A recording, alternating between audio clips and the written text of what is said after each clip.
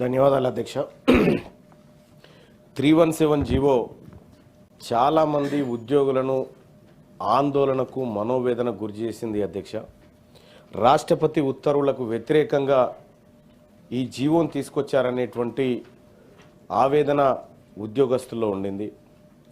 చాలామంది ఉద్యోగస్తులు తమ స్థానిక జిల్లాలను వదిలి వేరే జిల్లాలకు బదిలీ అయిపోయి, అంటే ఒకసారి ఈ జిల్లా నుంచి వేరే జిల్లాకు బదిలీ అయితే మళ్ళీ ఆ జిల్లాకు వాపసు వచ్చే అవకాశం ఉంటుండే. కానీ ఈ 317 ద్వారా శాశ్వత ఉద్యోగులుగా అక్కడే పర్మనెంట్గా ఉండిపోవాల్సినటువంటి దుస్థితి నెలకొంది అధ్యక్ష.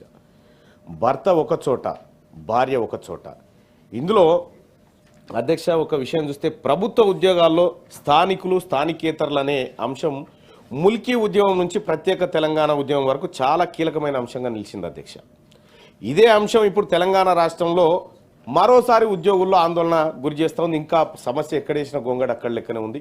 కొంతేదో ఆ సమస్య పరిష్కారానికి రాష్ట్ర ప్రభుత్వం కేబినెట్ సబ్ కమిటీ ద్వారా ఏదో ప్రయత్నం చేసినప్పటికీ కూడా ఇంకా పూర్తి స్థాయిలో ఆటి 317 భయాందోళనలు ఇంకా తొలగిపోలేదు అధ్యక్ష. 2018 సంవత్సరంలో ప్రభుత్వం ఉద్యోగాల కేటాయింపులో అప్పటి రాష్ట్ర ప్రభుత్వం కొత్త జోనల్ వ్యవస్థను ప్రవేశపెట్టింది. రాష్ట్ర విభజనకు ముందు వరకు తెలంగాణలో మొత్తం 10 జిల్లాలు జోన్ 5 జోన్ 6 కింద ఉండేటి అధ్యక్ష. ఆ తర్వాత 33 జిల్లాలు ఏర్పాటు చేసిన తర్వాత 7 జోన్లు 2 మల్టీ జోన్లు చేసింది అధ్యక్ష. ఈ పునర్వ్యవస్థీకరించిన తర్వాత కొత్త జోన్ల వ్యవస్థ అమల్లోకి రావడంతో కొత్త జిల్లాలకు కొత్త జోన్లకు మల్టీ జోన్లకు ఉద్యోగాలను సర్దుబాటు చేసుకోవడానికి 317 జీవో తీసుకొస్తే అది ఉద్యోగులకు ఆప్షన్ కూడా ఇచ్చారు అధ్యక్ష. ఇచ్చిన తర్వాత ఇక అసలు సమస్యలు స్టార్ట్ అయినాయి అధ్యక్ష. డిమాండ్ ఉన్న ప్రాంతంలో ఖాళీలు నిండిపోయినాయి. సీనియారిటీ తక్కువగా ఉన్న వాళ్ళకు మాత్రం ఆ ప్రాంతంలో అవకాశం దొరకకుండా పోయింది అధ్యక్ష. వాళ్ళ స్థానికంగా సొంత జిల్లా అయినప్పటికీ కూడా వాళ్ళకు ఆ పోస్టింగ్ లభించలేదు అధ్యక్ష. ఇక ఇదిగాక నీటిపారుదల శాఖ అధ్యక్ష, ఆ ఉద్యోగులకు ఆ శాఖ పునర్వ్యవస్థీకరణ జరిగిందని కనీసం ఉద్యోగుల దగ్గర ఆప్షన్ కూడా లేదు అధ్యక్ష. నీటిపారుదల శాఖకు సంబంధించినటువంటి అంశం. ఇక ఉద్యోగులను స్థానికత కూడా చూడకుండా వాళ్ళని ఇతర జిల్లాల్లో కేటాయించారు. కానీ స్థానికత ఆధారంగా జరగలేదు. కేవలం ఉమ్మడి జిల్లా సీనియారిటీ ఆధారంగా ఉద్యోగుల సర్దుబాటు చేశారు అధ్యక్ష. అది ఎట్లా పడితే అట్లా చేసుకుంటూ పోయారు అధ్యక్ష. గతంలో మరి ఆ ప్రభుత్వానికి ఎవరు సూచన చేసిరో ఎవరు ఏం చెప్పిరో కానీ 317 ఒక తెలంగాణ ఉద్యమాన్ని తలపించే విధంగా ఉద్యోగుల్లో తయారైపోయింది అధ్యక్ష. ఇప్పటికి కూడా ఆ పరిస్థితులు ఉన్నాయి. దీనివల్ల ఈ నీటిపారుదల శాఖలో జూనియర్లు అందరూ స్థానికేతర జిల్లాలకు బదిలీ అయిపోయినారు అధ్యక్ష. ఇది కాకుండా మహబూబాబాద్ జిల్లాలో పనిచేస్తున్న ఒక టీచర్ వాళ్ళ భర్త వికారాబాద్ జిల్లాలో పనిచేస్తున్నారు అధ్యక్ష.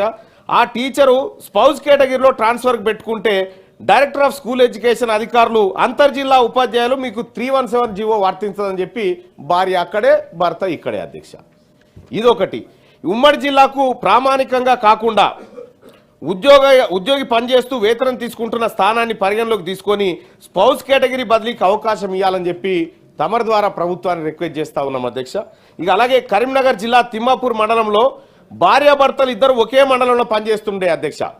317 జీవో కారణంగా భార్య ఆ జిల్లాలో జూనియర్ కాబట్టి రాజన్న సిరిసిల్లాకు పోయింది, భర్త సీనియర్ కాబట్టి కరీంనగర్ జిల్లాలో ఉండు. ఇక మనమడు వచ్చేసి ఈడ వేములవాడ కాడ ఉన్నటువంటి పరిస్థితి.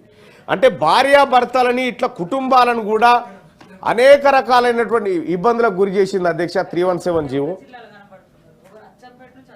అచ్చంపేట నుంచి ఆదిలాబాద్కు, ఒకరు ఆదిలాబాద్ నుంచి ఈ వనపర్తి జిల్లాకు ట్రాన్స్ఫర్ అయ్యారు అధ్యక్ష. ఈ రకంగా ఈ ఉద్యోగుల బదిలీ వ్యవస్థ ఏదైతే ఉందో 317 ద్వారా అది సరైన విధానంలో జరగలేదు.